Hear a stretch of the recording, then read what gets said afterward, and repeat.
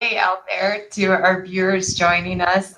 We're excited today. This is our first live Q&A, and I'm Karen Seitz with A New Life Center. I'm the lead teacher for our relationship program and course. And today I'm here with Peggy Litt to help me answer some really great questions that we're getting from the Facebook group. Peggy, do you want to take a moment and introduce yourself? Hello. I think you've probably seen me on the videos, but I have been working with women and men on themselves and their relationships for about 10 years. So I think we have a lot of good insights to some of these questions, and I hope they that you view them as good insights also. Thank you, Peggy. And just a few reminders that we like to go over before we jump into answering some of these questions. The framework for this group and what we teach are centered around three concepts. That number one, you're responsible for your happiness, that no one can make you happy. And your happiness comes from within. It's really about your relationship that you have with yourself. And the other perspective that we reinforce and remind you of is that you can't change anybody else, that you're the only one that you can change, and that your husband can't change you. So if you want to see changes in your marriage and your relationship, then it starts with working on yourself. And then the third part of our framework is that authentic intimacy is about having a relationship with yourself and feeling good about who you are. And in order to do that, you got to dig in deep and find the ways that you are unhappy and how you don't feel good about yourself. And when you address those things, then you begin to build that relationship with yourself. And that's where intimacy really begins. Also, it's really important to try to see yourself in what we're presenting and what we're talking about so that you can take responsibility and change your experience. And that what we're presenting is in the narrow scope of being with a good man. That it's not about this doesn't work if you're in a really toxic relationship or not with a nice man. It's in that narrow scope of being with a good man. So with that being said, I see that we've got some viewers watching, so hi. And if you have any questions, please feel free to type those in the comment box, and we're going to try to get to as many as we can today. And with that being said, we'll go ahead and get started. We've taken some of the questions that we have from today or for today from our Facebook group, just from the comments and questions that we've seen. And the first one that I have down is, could you expand on lack of relationship with ourselves and what that really means? Peggy, do you want to start us off? Sure. Lack of relationship with ourself to me is doing life as shoulds, which we all do. I mean, we don't even think about what we do sometimes. It's especially with family or friends, I should do this. And if we go into life like that, we kind of throw ourselves aside and we let others define us.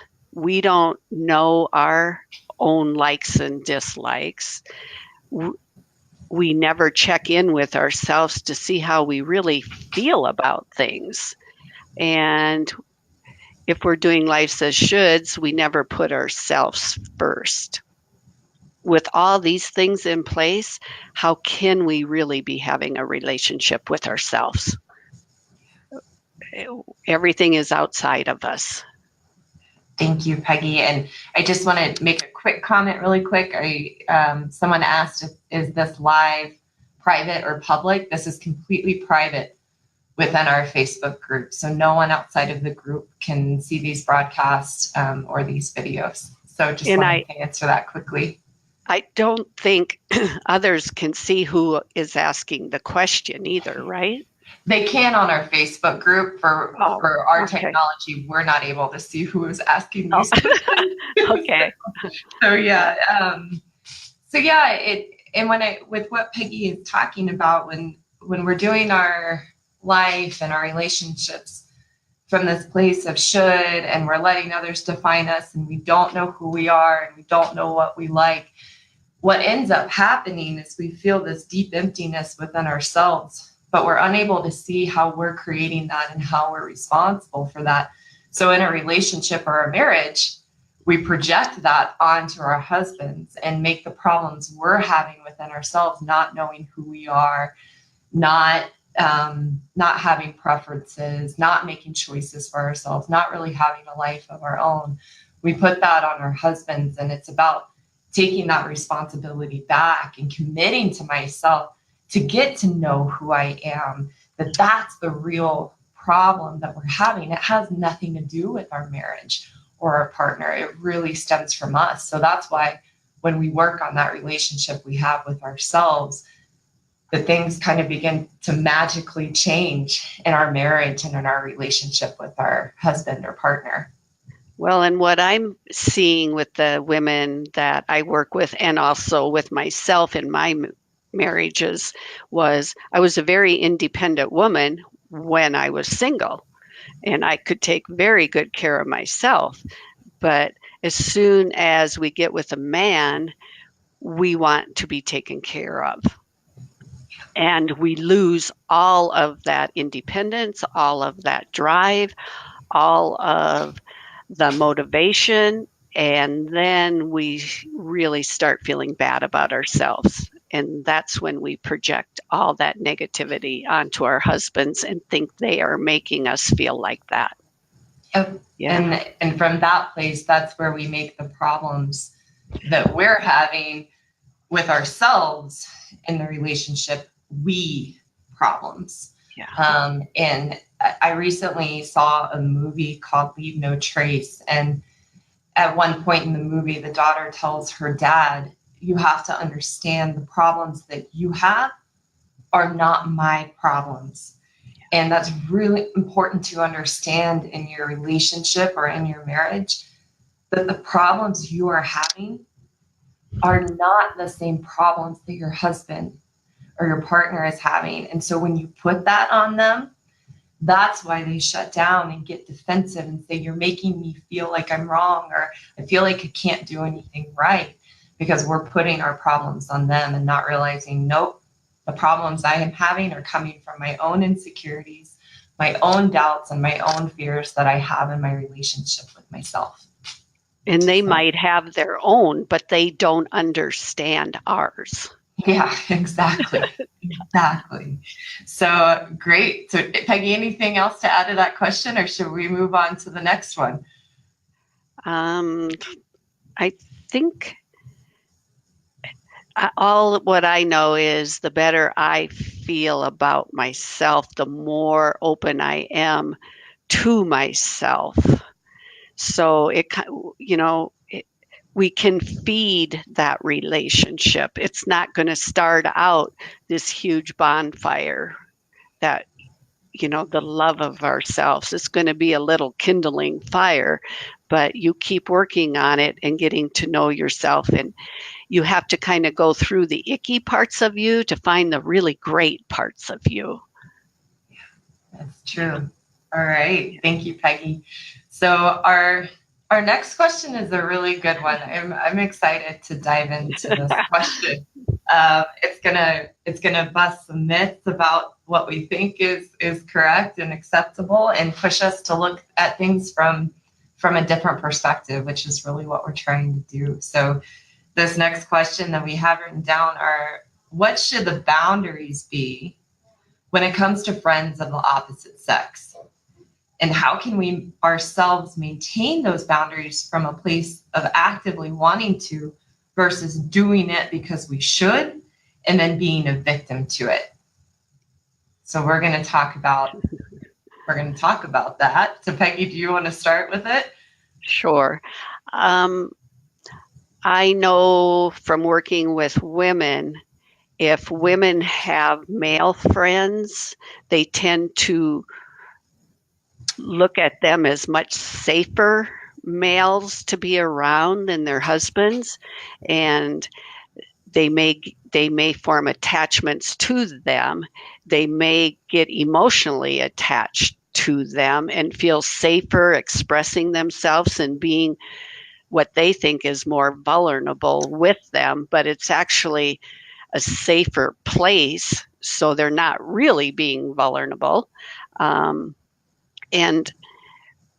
if we're looking to men for acknowledgement of us being women, that prevents us from being women in our relationship with our partner. And it's also hurtful to our partner if they see us depending on men for something that they may really want to give us. You know, this is a very touchy subject. I used to have many male friends in high school and college, but I think once you have a partner, if someone is important to you and the relationship is clean, then perhaps you and your husband can get together with that individual. And if he has a partner or she has a partner, you could go out together.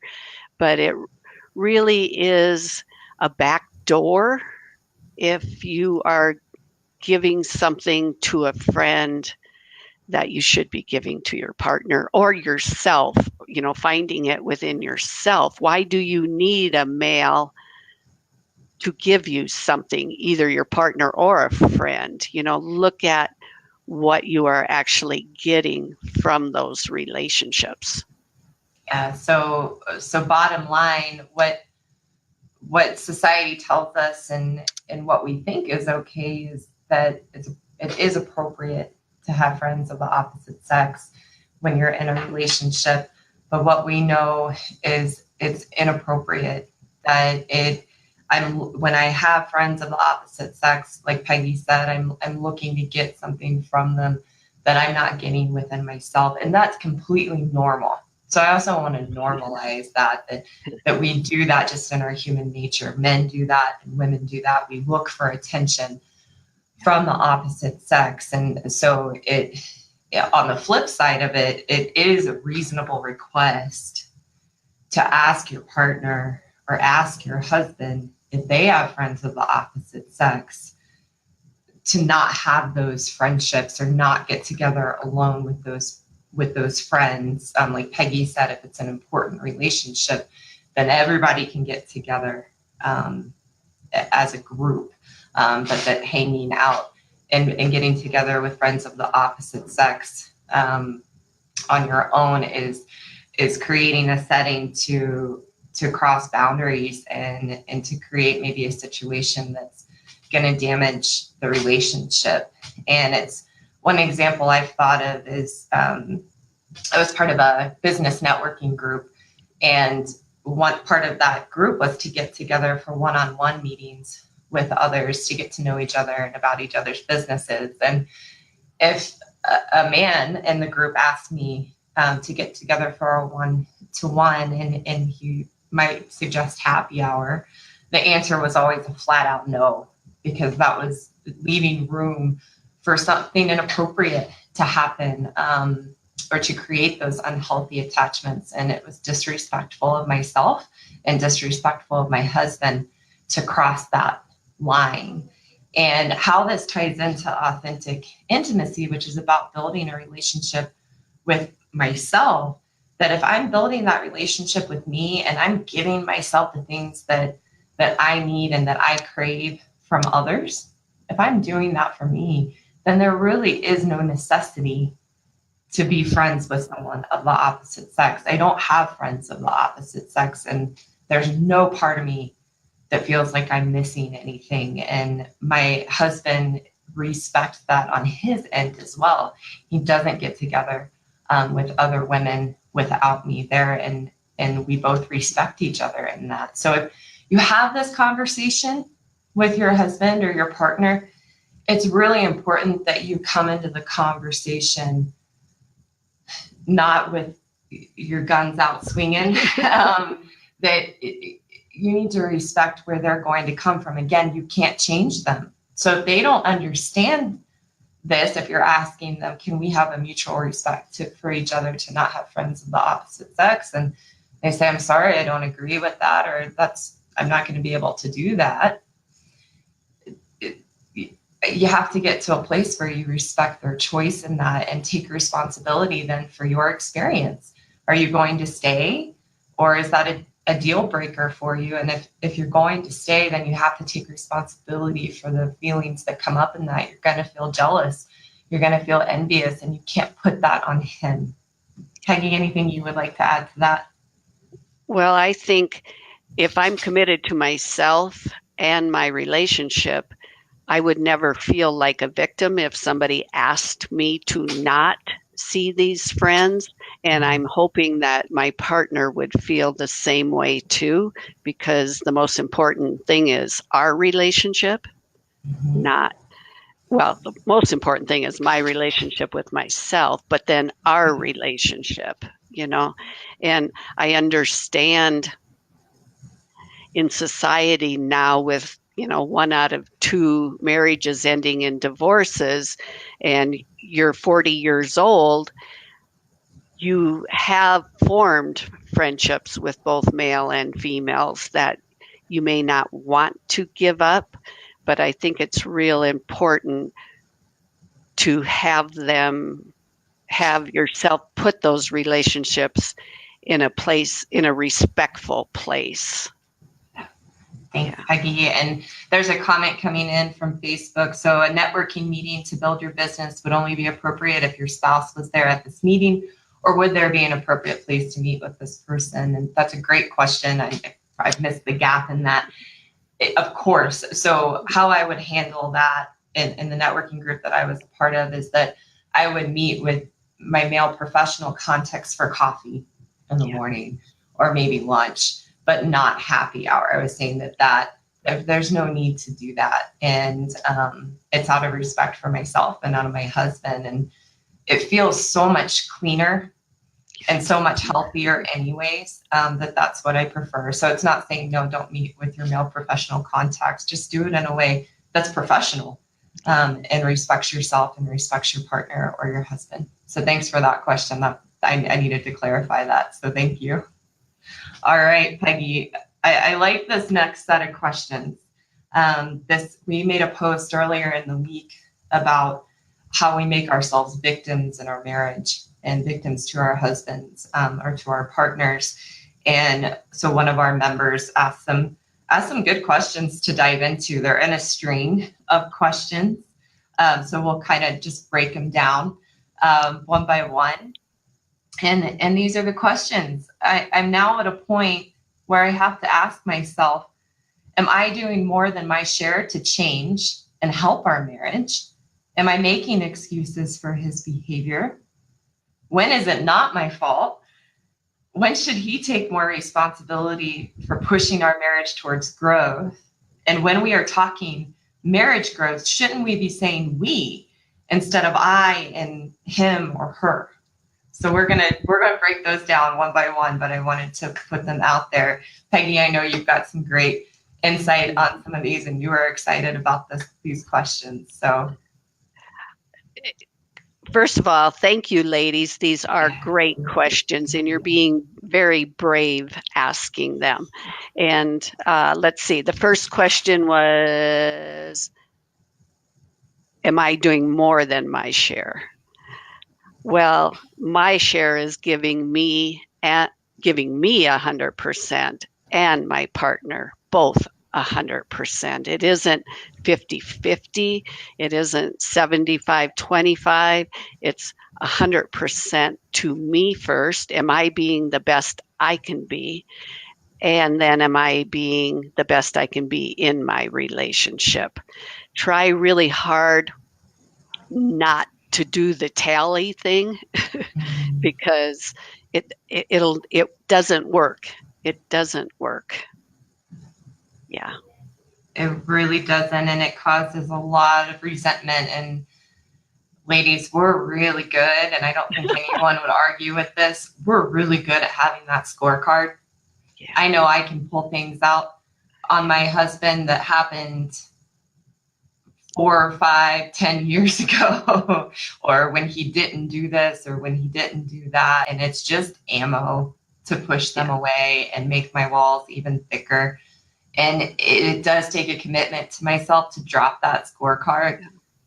But it brings such a relief to me because I don't have to keep track of that. That takes so much energy, and it's so much easier just to show up, like Peggy said, 100% for me. And then there really isn't any room to keep score and look at what my husband is doing or not doing. So. Well, and if you're worried about that, you're calculating everything you do and everything he does. And that, number one, takes all the fun out of the relationship. But that's where your focus is then, rather than on yourself and the relationship. Yeah, and that prevents intimacy, because right there, I'm so focused on my husband, I'm distracting myself from me and working on myself and looking at myself and doing the things I need to do to take responsibility for my happiness and change. So it's an intimacy killer to keep track and have a tit for tat relationship. It doesn't work. Yeah. So, okay, we're on to, am I making excuses? When is it not my fault? Am I making excuses for his behavior? And when is it not my fault? Okay, well, for that one, yeah. Ladies, we have all the power in the relationship. Try not to make his fault my fault. Take on the responsibility of having the power in the relationship. And I don't mean that, as Karen said, with your guns loaded. It's be nice. Be nice to your partner. That is so important. And realize they will follow your lead. A nice man won't lead, but he will follow your lead. Yeah. Yeah. And I can take this, but Peggy, I think that's a pretty, a statement that shakes us up. What do you mean we have all the power in the relationship? That might not be something that our viewers maybe understand. That why, as the woman in a relationship with a good man, why do we have all the power? Well, we have all the power because if we're negative, if we're bitchy, if we're all of those things, we bring the whole relationship down. A good man usually is not those things first. You know, a good man, if we continually push him away, may become withdrawn. But as soon as you let your walls down and are soft, he'll come back to you. And this may take a little while if it's been years and years of pushing him away.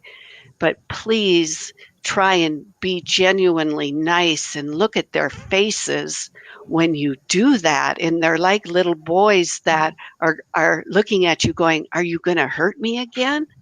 You know, that's what I mean by having all the power. Most men do not hurt us first if they are good men. Yeah. They may, load their guns if we're shooting at them, but they usually do not throw the first punch. Thank you, Peggy. And it's a hard concept to swallow to know that I have all the power in my relationship being with a good man. But I see it day in and day out in my own marriage. And I think for a long time I fought it because I saw that as daunting. And I'm the one that's going to have to do all the work. Why do I have to do all the work? And essentially just throwing a temper tantrum. But what I know now is that it's so much easier because good men are simple. It just does not take much to help them feel appreciated, approved of, and accepted. And that builds a foundation of respect, which is so important to a good man in a relationship. So this concept helped me to really dive into how men and women were different And that's not bad. It's not wrong. It's just the truth. We're different from each other. So what's important to a man in a relationship versus what's important to a woman in a relationship are different things. And it doesn't take much.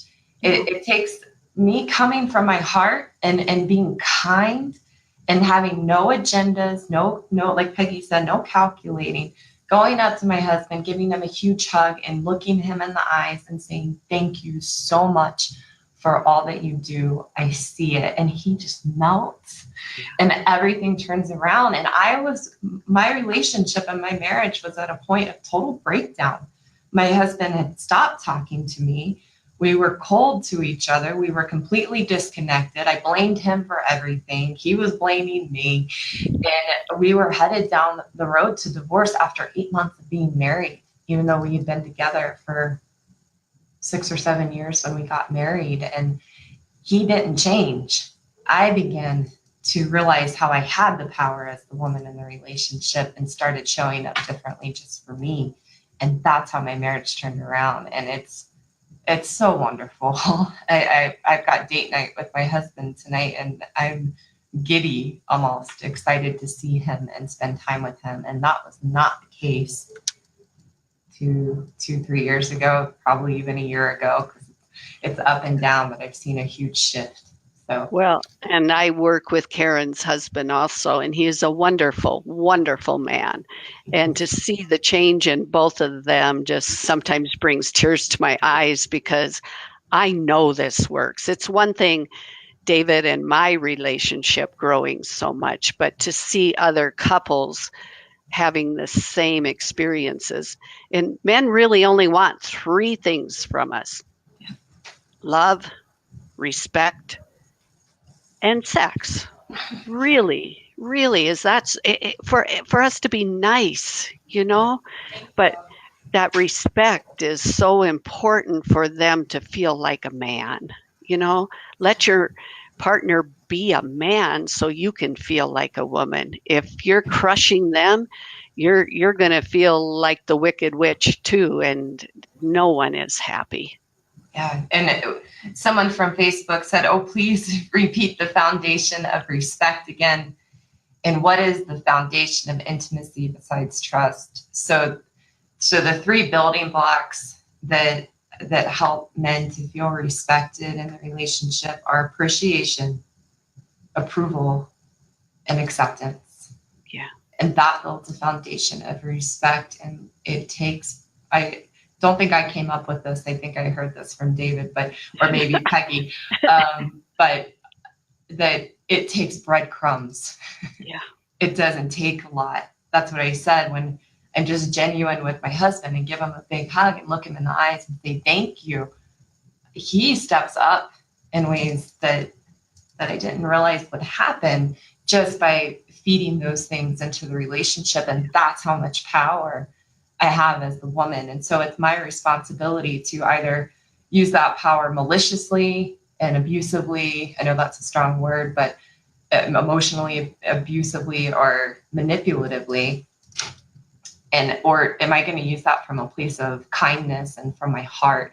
And I've chosen to go a different route and learn to use that from my heart and be loving and kind in the relationship. And it's so much easier. I understand, ladies, that you're going, oh my God, I have to be nice first. But men are different than us. If we really, really are genuine in our caring and acceptance of them, all of the past, they let go of all the past hurts in a second. I mean, it's amazing.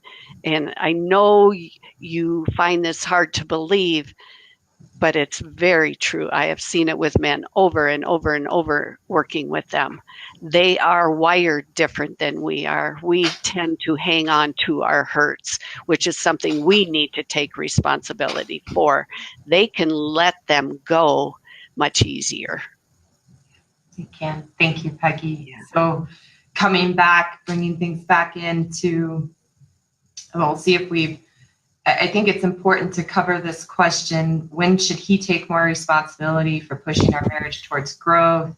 And when we're talking about marriage growth, shouldn't we be saying we instead of I, him, or her? So I think this is a great place to go into and look at, because we've got it wrong when it comes to this and looking at it as a we thing. Yep. To me, marriage growth is measured by personal growth. My personal growth.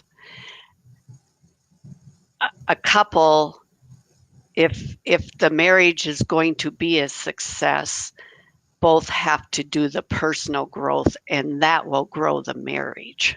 You can't grow the marriage. You have to do the personal growth, and then the marriage will grow. Otherwise, again, you're going to be keeping track. Well, I did this and he hasn't done anything for 2 days. It doesn't work. It doesn't work. It's all about how we feel about ourselves. And if we feel good about ourselves, our husbands will feel like they are making us happy, and they'll try harder. Yep. And how I work on myself is my responsibility. And it, like Peggy said, when I do that work, then my husband steps up and it just works that way. So one thing I used to do that really didn't work and put a huge wedge between my husband and I for a long time was I would push my way of working on myself on him, and that he needed to approach his personal development the way that I was. And if he wasn't doing it the way that I was, in my eyes, he was wrong and not doing it. And now I've learned to step back and respect my husband for who he is and how he works on himself, which looks different than me. And it's really important to not push what you think he should be doing onto him. It doesn't work. And as far as the we piece, like Becky was saying, it's not about the marriage growth. It's about the growth in myself. And then I get to bring that into the marriage. When I try to focus it on a we thing, or we're doing this together, then I lose myself and I can't have a relationship with myself, and intimacy goes out the window. Well, and I was talking to someone that thought they were doing a good job in their marriage, and they did have an okay marriage, but they definitely worked on it as a we. You do everything you can do to make me happy, and I'll do everything I can do to make you happy. And that's how they were doing their marriage. It gets really tiring doing it that way. It does. And if the other person isn't doing as much as you, the whole thing blows up really fast, and I just went, I'm sorry, I don't agree with that. And since we've had that conversation and I've been around them more, I see their holes. They're very good people, and they do care about each other very much, but you can't be living your life for someone else. No, and that's the basis of marriage counseling and couples therapy, is looking at, okay, you do this for me, I'll do this for you, and then our problems will be solved. And it doesn't work, because I'm not doing it for myself. They're not doing it for themselves. And then more resentment builds, and we wonder why things aren't getting better. I see many people in the group who are talking about how they've been in couples counseling for a while, yet they're still miserable. And that's because what you're doing, approaching things from that way, isn't working.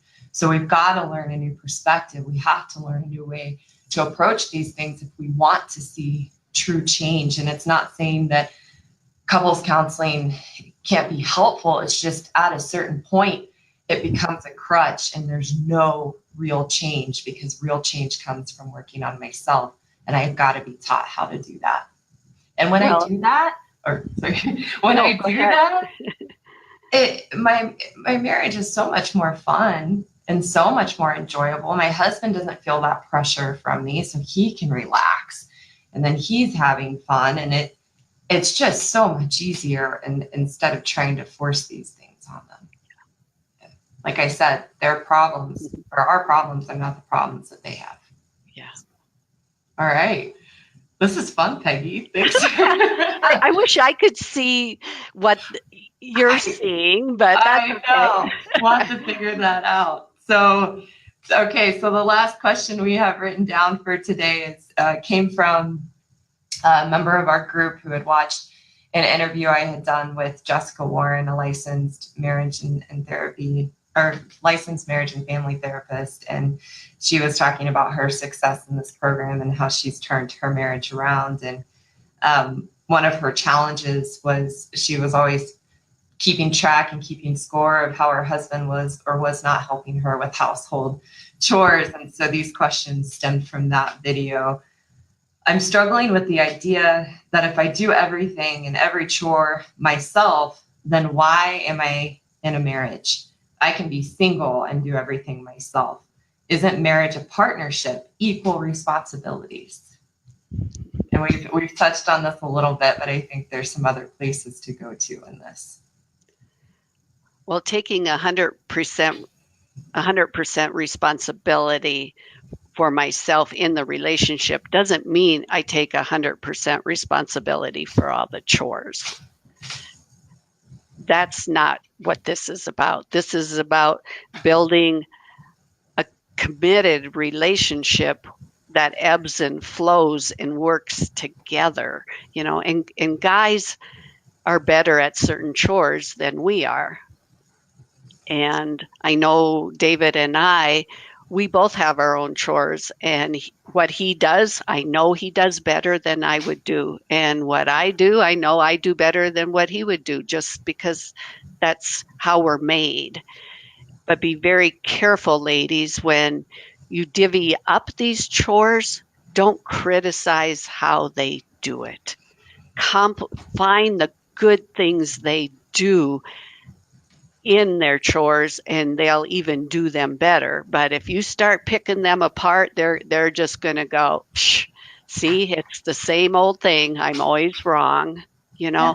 And gosh, they can do wonderful things, and we can learn so much from them. Yeah. It's for me, and that's why we have to be taught how to catch these things, because our mind plays tricks on us, and it does it pretty expertly and very covertly, that we don't. For me, I wasn't even seeing how much I was criticizing my husband and the things that he would do around the house. So I had to be taught how to slow down and catch these things, because from the stories I created and the tricks I was playing on myself, from my mind, is I thought I was being nice when I would point out where he failed and didn't do things the way that I would do them or how I wanted them to be done. I was a nag and critical and downright mean at times. So I had to be able to see that. And what happened in that is my husband stopped doing anything, because he was always getting the message that he was wrong. So why even try? Yeah. So Peggy is really wise in what she's saying. Find ways to compliment them and help them to see how they're doing things well and how much you appreciate them, and letting the small things go. Yeah. Don't add a but.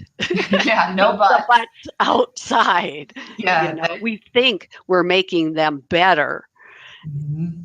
They're fine how they are. They really are. And one thing that came up in the last couple months is I would actually think very positive things sometimes and think I was saying them, but I was just thinking them.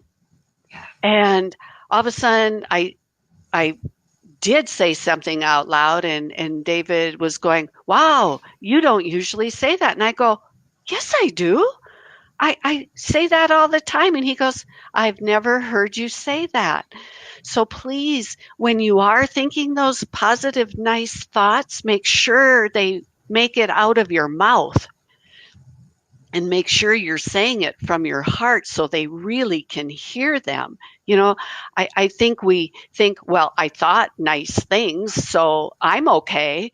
But if we're not communicating them, your man is hanging out over there just thinking you're probably thinking negative thoughts about him. And they do so many things very nice and lovely, but they would like to be told they're doing that too. Otherwise, they do quit doing them. It's true. So then when I start, like Peggy said, when I start finding positive things to say and I mean them, it doesn't work to just pretend them. It doesn't. No. I have to mean them.